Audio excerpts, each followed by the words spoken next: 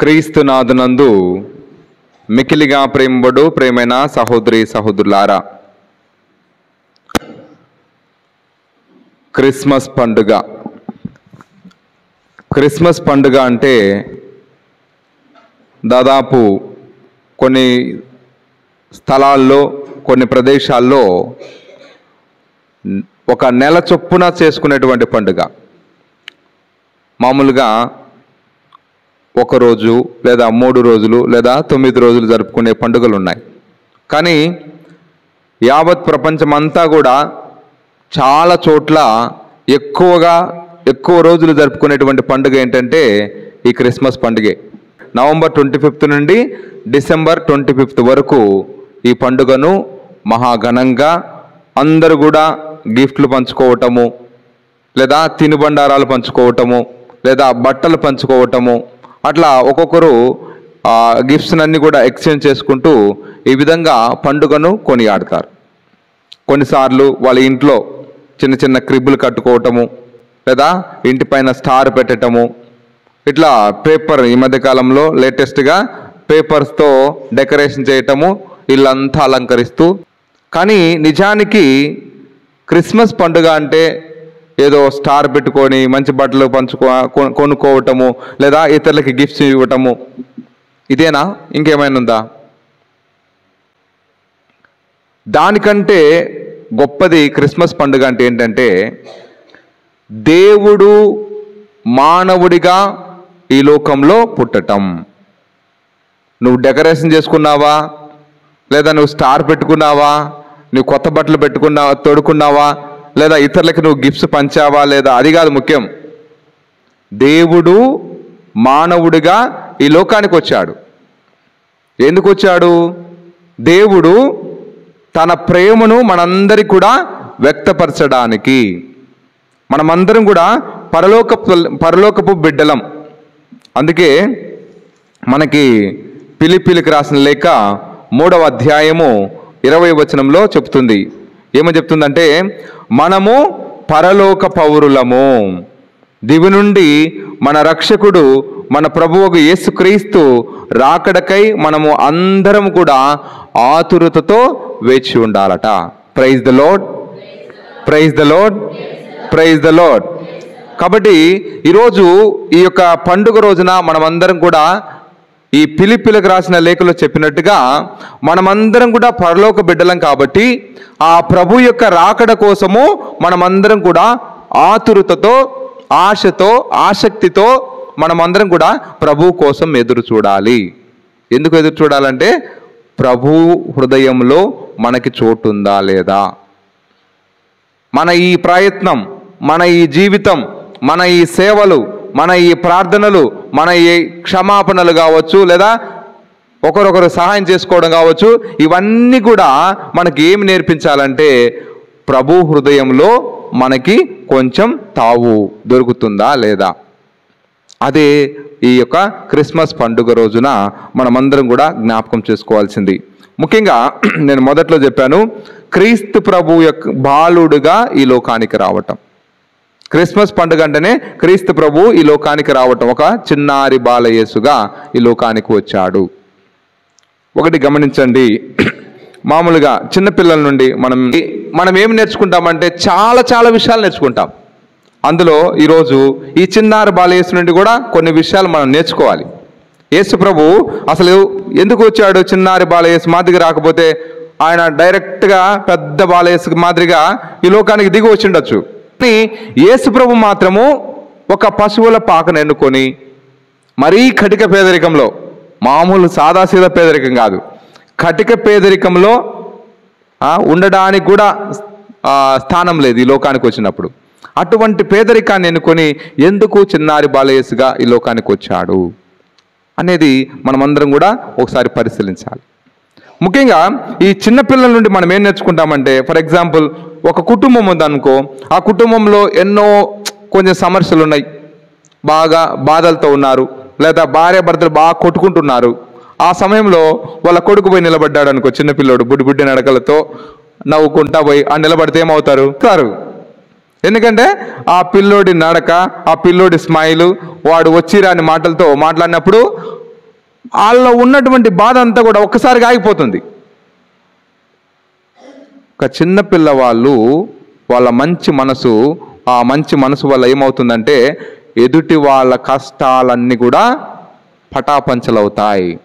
ఈరోజు క్రీస్తు ప్రభు చిన్నారి బాలయేసుగా మనందరి దగ్గరకు వచ్చేది ఎందుకంటే మనలో ఉన్నటువంటి సమస్యలను, మనలో ఉన్నటువంటి బాధను, మనలో ఉన్నటువంటి అనేకమైనటువంటి తీరని బాధలు కొందరికి ఉంటాయి.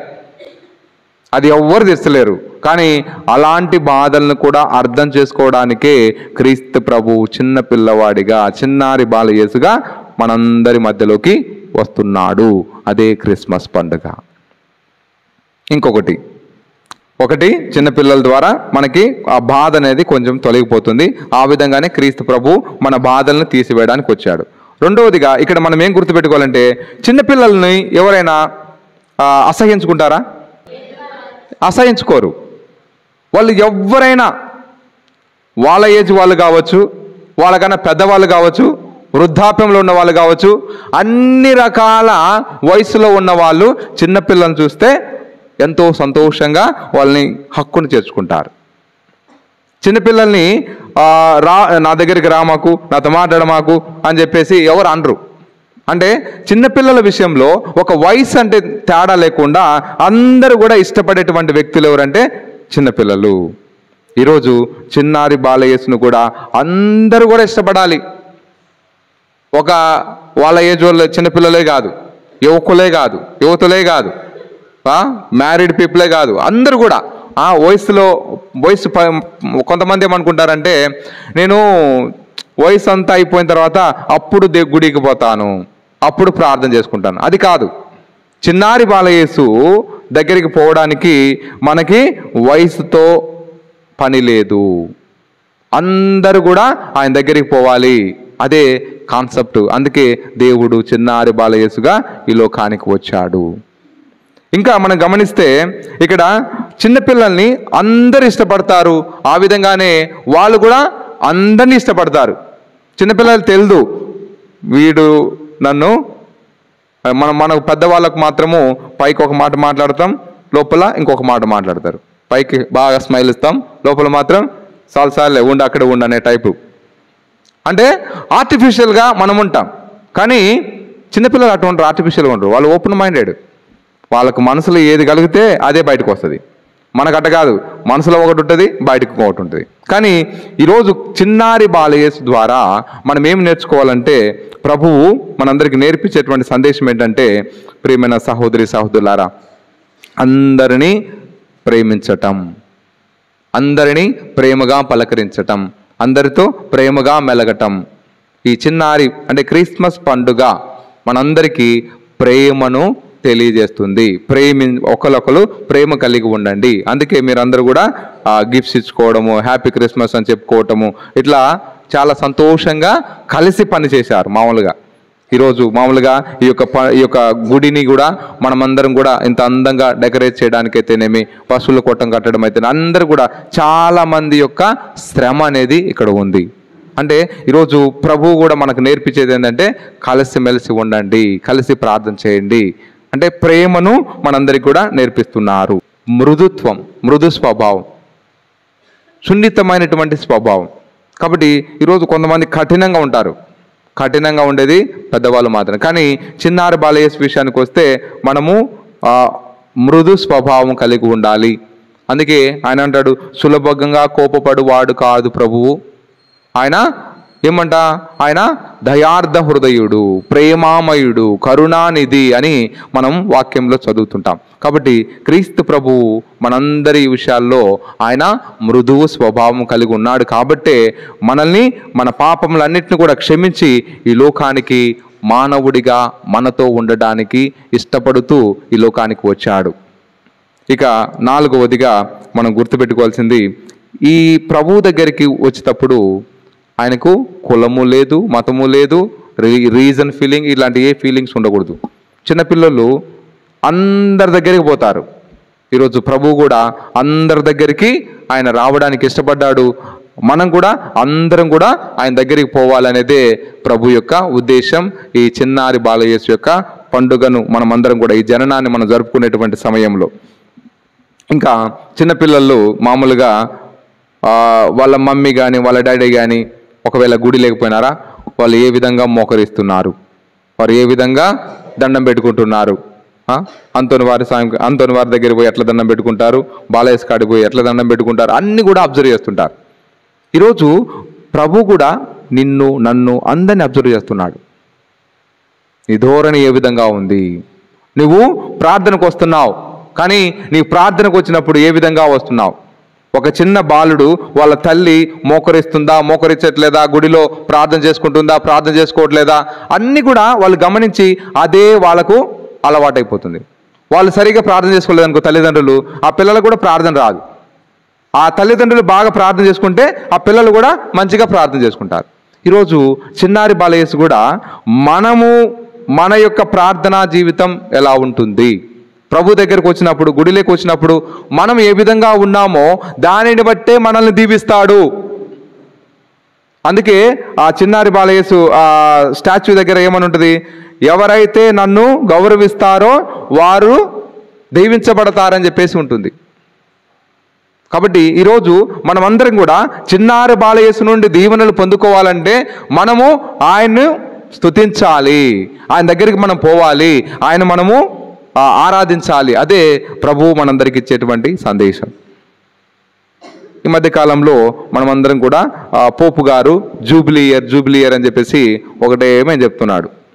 ఈ జూబ్లీ ఇయర్ని మనం కూడా ప్రారంభించబోతున్నాం. ఎప్పుడు ప్రారంభిస్తున్నాం? 29th. Praise the lord, praise the lord, praise the lord. Okay, ఈ 29th మనము జూబ్లీ ఇయర్ని ప్రారంభిస్తున్నాం. పోపు గారు మనకి ఇచ్చినటువంటి సందేశం ఒక టైటిల్ ఏంటంటే పిలిగ్రిమ్ ఆఫ్ హోప్ అని చెప్పి చెప్తున్నాడు. నిరీక్షణ యాత్రికులము అని చెప్తున్నాడు. మనమందరం కూడా ఈ భూమి పైన నిరీక్షణ యాత్రికులం. మనమందరం కూడా మనం జర్నీ చేస్తున్నామంట యాత్రికులంగా మనమందరం కూడా. ఎందుకంటే పరలోకం నుండి ఈ లోకానికి వచ్చాము, మళ్ళీ ఈ జీవిత ప్రయాణంలో మన ప్రయాణం ఎక్కడికి? మళ్ళీ పరలోకానికి రీచ్ కావడానికే. కాబట్టి ఈ క్రిస్మస్ పండుగ కూడా మనకి చాలా రకాలైనటువంటి జర్నీ, యాత్ర అనేది మనం జరుగుతుందట. ముఖ్యంగా మొదటి యాత్ర ఏంటంటే లూకా శుభవార్త 1వ అధ్యాయము 26వ వచనంలో చూస్తే గబ్రియేలు దూత మరియమాతకు మంగళవార్త చెప్పటం, అది మొదటి యాత్ర.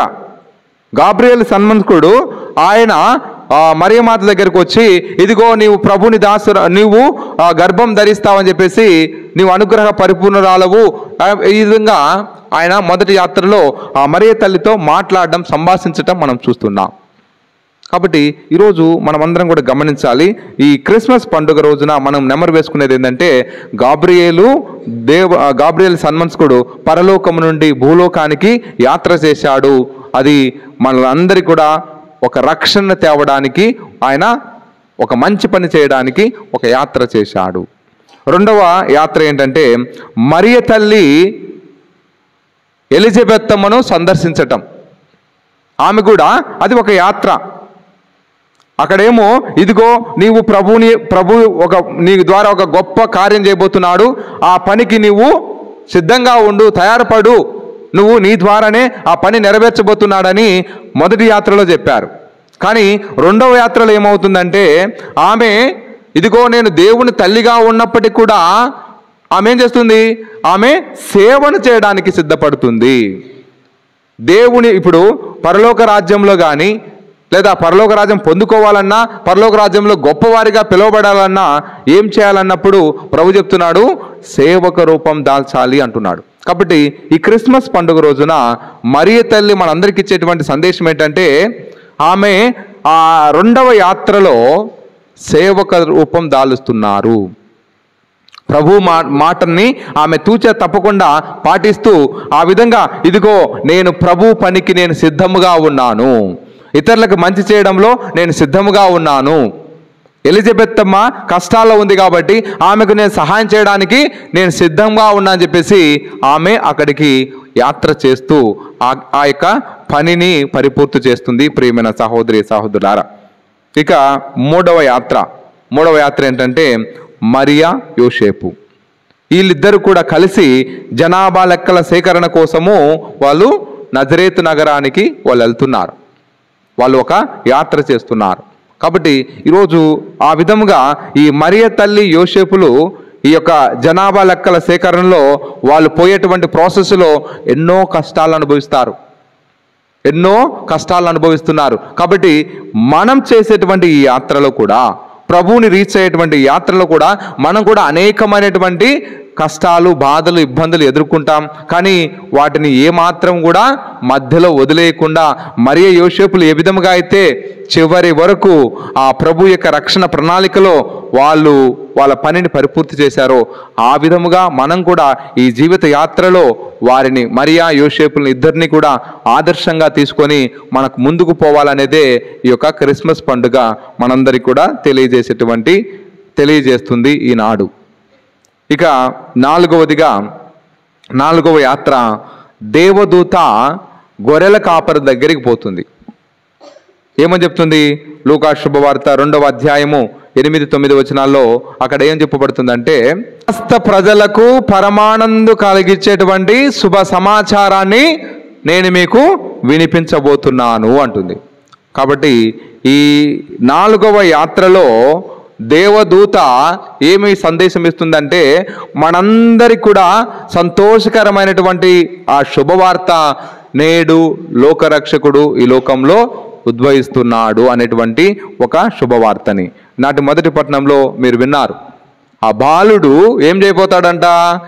మెడ మీద ఉన్నటువంటి కాడిని తీసివేస్తాడు. అంటే మన కష్టాలను, మన బాధలను, మన ఇబ్బందులను అన్నిటిని కూడా ఆయన తీసివేయడానికి ఈ లోకానికి వస్తున్నాడని చెప్పేసి ఆ వార్త వినగానే ఆ గొర్రెల కాపర్లందరూ కూడా ఎంతో సంతోషించారు. మామూలుగా గొర్రెల కాపర్లకు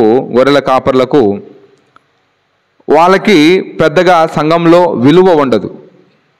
ఎందుకంటే వాళ్ళు మురికిపోయినటువంటి బట్టలు, మాసిపోయినటువంటి బట్టలతో తినక ఎండ గాలి వాన అని లేకుండా ఊరికి బయట ఉంటూ ఎక్కడో అడవిల్లోనో, పొలాల్లోనో, కొండల్లోనో ఇట్లాంటి ప్రదేశాల్లో ఉంటున్నారు. కాబట్టి సంఘంలో వాళ్ళు వచ్చి ఏదైనా ఒక పెద్ద ఫంక్షన్ జరిగేటప్పుడు కానీ, ఏదైనా మీటింగ్లలో కూర్చున్నప్పుడు కానీ వాళ్ళని పెద్దగా విలువ ఇవ్వరు వారికి.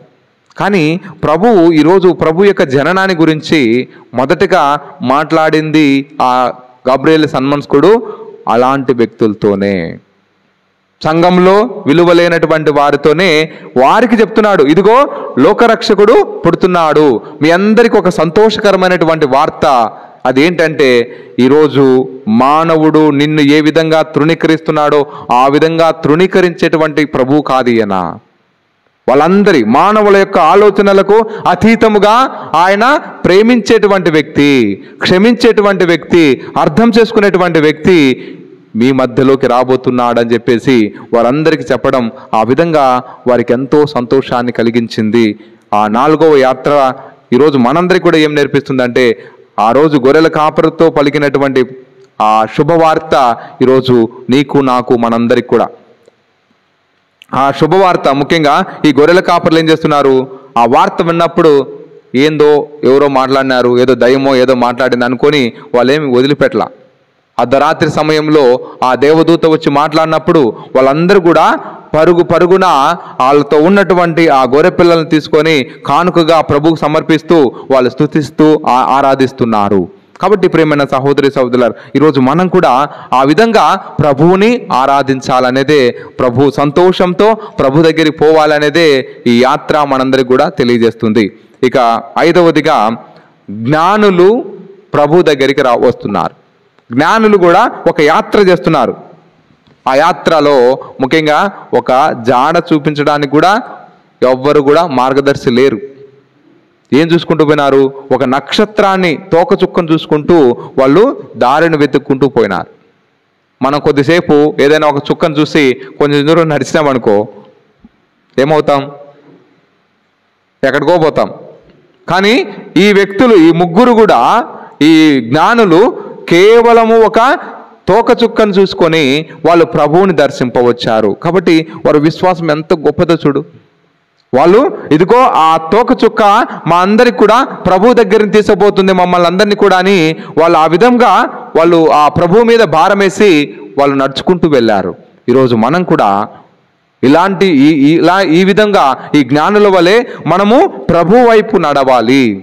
మనకు కొన్నిసార్లు అన్ని ఆలోచనలు అన్నీ కూడా మనకి బ్లాక్ చేయబడి ఉంటాయి. కానీ నీవు నిజంగా ప్రభు మీద నమ్మకం ఉన్నట్లయితే నీవు ఆ ప్రయాణంలో ఆ యాత్రను దాన్ని మధ్యలో నిలిపివేయకుండా నువ్వు ప్రభు వైపు మాత్రమే చూసుకుంటూ మనం ప్రయాణం చేయాలి. అలనాడు పేతురు గారిని మనం చూస్తాం. నీటిపైన యేసుప్రభు నడుస్తూ వస్తున్నప్పుడు, నిజంగా నీవే నీటి మీద నడుస్తున్నావా? అయితే నన్ను కూడా ఈ నీటి మీద నడిపించు అన్నారు. ఆయన వెంటనే ఆయన నడవమన్నప్పుడు ప్రభు వైపు చూసినంతసేపు ఆయన నీటి మీద నడిచాడు. ఒకసారి ప్రభు వైపు నుండి ఆ చూపు ప్రక్కకు తిరిగినప్పుడు, ప్రభువు కాదని అటువైపు ఉన్నటువంటి నీటిని చూసినప్పుడు, లేదా అలలను చూసినప్పుడు, లేదా గాలిని చూసినప్పుడు, లేదా శిష్యుల్ని చూసినప్పుడు ఆయన కృంగిపోవడం ప్రారంభిస్తున్నాడు. ఈరోజు నీవు కూడా ప్రభు వైపు చూడకుండా నీ ఆస్తి వైపు కానీ, నీ ఆస్తిపాస్తుల వైపు కానీ, నీ భూములు బుట్టలు, లేదా నీ నగలు కానీ, లేదా నీ యొక్క వంశావళిని, ఇదిగో నాకు ఇంతమంది ఉన్నారు అంతమంది ఉన్నారు, లేదా నీ యొక్క డబ్బు, నీ యొక్క జాబుని కానీ చూసినావా, పోతావు మధ్యలోనే. కాబట్టి ఈరోజు ప్రభు ఏమంటున్నాడంటే, నీకు ఎన్ని ఉన్నా కూడా నీవు ప్రభువుని మర్చిపోకూడదు అనేదే ఈ జ్ఞానులు ఈ యాత్ర ద్వారా మనందరికీ కూడా తెలియజేసేటువంటి సందేశం. చివరిగా మనం గమనించినట్లయితే 6వ యాత్ర ఏంటంటే, ప్రభువే పరలోకం నుండి భూలోకానికి యాత్ర చేస్తున్నాడు. ఆ యాత్రలో మనమందరినీ కూడా కలుపుకొని ఆయనతో కలిసి పరలోకానికి నడిపించడానికి. కాబట్టి ప్రియమైన సహోదరి సహోదరులారా, ఈ విధముగా ఆ పరలోక యాత్రలో మనమందరం కూడా భాగస్థులం కావాలనేదే ఈ యొక్క పండుగ యొక్క ముఖ్య ఉద్దేశం. కాబట్టి మనమందరం కూడా ఈ యొక్క క్రిస్మస్ పండుగ రోజున ఆ ప్రభు యొక్క యాత్రలో మనమందరం కూడా భాగస్థులం కావాలని, మనలో ఉన్నటువంటి లోపాలన్నింటిని కూడా తీసివేస్తూ మనల్ని ఎల్లప్పుడూ కూడా ప్రభువుని అంటిపెట్టుకొని ఉండేటువంటి ఆ భాగ్యాన్ని దేవుడు మనందరికీ దయచేయాలని చెప్పేసి ఈ యొక్క దేవబలి పూజలో ప్రార్థన చేద్దాం. పిత పుత్ర పవిత్ర ఆత్మ నామమున అందరం